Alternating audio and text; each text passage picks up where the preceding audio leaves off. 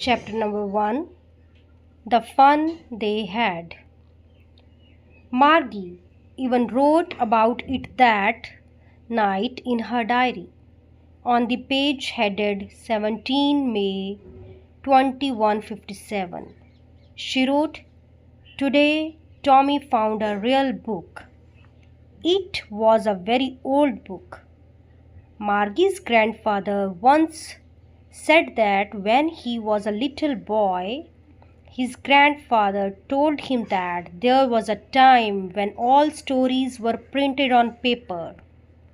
They turned the pages, which were yellow and crinkly, and it was awfully funny to read words that stood still instead of moving the way they were supposed to on a screen. And then when they turned back to the page before, it had the same words on it that it had when they read it the first time." "Gee," said Tommy, "what a waste. When you are through with the book, you just throw it away. I guess our television screen must have had a million books on it, and it's good for plenty more." "I would not throw it away. Same with mine," said Margie. She was 11 and had not seen as many telebooks as Tommy had. He was 13. She said, "Where did you find it?" "In my house." He pointed without looking because he was busy reading in the attic. "What's it about? School?" Margie was scornful. "School? What's there to write about school? I hate school." Margie always hated school, but now she hated it more than ever. The mechanical teacher had been giving her test after test in geography, and she had been doing worse and worse until her mother had shaken her head sorrowfully and sent for the country inspector. He was a round little man with a red face and a whole box of tools with dials and wires. He smiled at Margie and gave her an apple, then took the teacher apart. Margie had hoped he would not know how to put it together again, but he knew how all right, and after an hour or so, there it was again, large and black and ugly, with a big screen on which all the lessons were shown and the questions were asked. That was not so bad. The part Margie hated most was the slot where she had to put homework and test papers. She always had to write them out in a punch code they made her learn when she was 6 years old, and the mechanical teacher calculated the marks in no time. The inspector had smiled after he was finished and patted Margie's head. He said to her mother, "It's not the little girl's fault, Mrs. Jones. I think the geography sector was geared a little too quick. Those things happen sometimes. I have slowed it up to an average 10-year level. Actually, the overall pattern of her progress is quite satisfactory." And he patted Margie's head again. Margie was disappointed. She had been hoping they would take the teacher away altogether. They had once taken Tommy's teacher away for nearly a month because the history sector had blanked out completely. So she said to Tommy, "Why would anyone write about school?" Tommy looked at her with very superior eyes. "Because it's not our kind of school, stupid.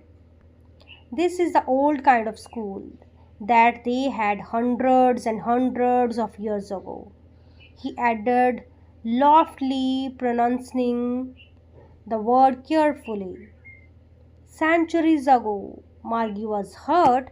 Well, I don't know what kind of school they had all that time ago.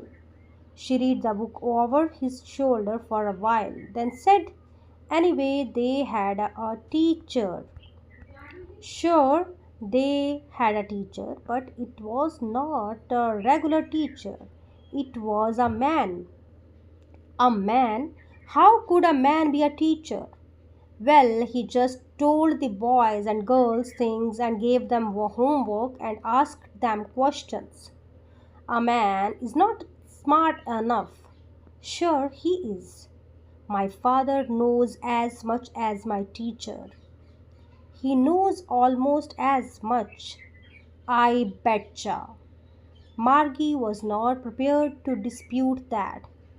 She said, I would not want a strange man in my house to teach me.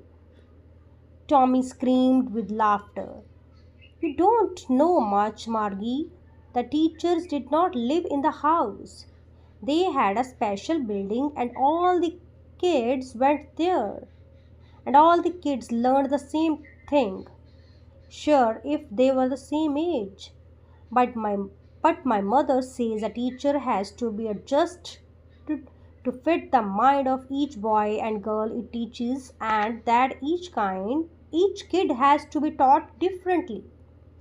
Just the same, they did not do it that way. Then, if you don't like it, you don't have to read the book. I didn't say I didn't like it, Margie said quickly. She wanted to read about those funny schools. They were not even half finished when Margie's mother called. Margie, school! Margie looked up. Not yet, Mamma. Now, said Mrs. Jones, and it's probably time for Tommy too. Margie said to Tommy, can I read the book some more with you after school? Maybe, he said nonchalantly. He walked away, whistling the dusty old book tucked beneath his arm. Margie went into the schoolroom. It was right next to her bedroom, and the mechanical teacher was on and waiting for her. It was always on at the same time every day except Saturday and Sunday, because her mother said little girls learned better if they learned at regular hours. The screen was lit up and it said, today's arithmetic lesson is on the addition of proper fractions. Please insert yesterday's homework in the proper slot. Margie did so with a sigh. She was thinking about the old schools they had when her grandfather's grandfather was a little boy. All the kids from the whole neighborhood came, laughing and shouting in the schoolyard, sitting together in the schoolroom, going home together at the end of the day.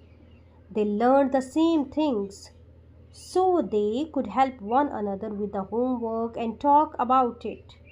And the teachers were people. The mechanical teacher was flashing on the screen when we add fractions 1 by 2 and 1 by 4. Margie was thinking about how the kids must have loved it in the old days. She was thinking about the fun they had.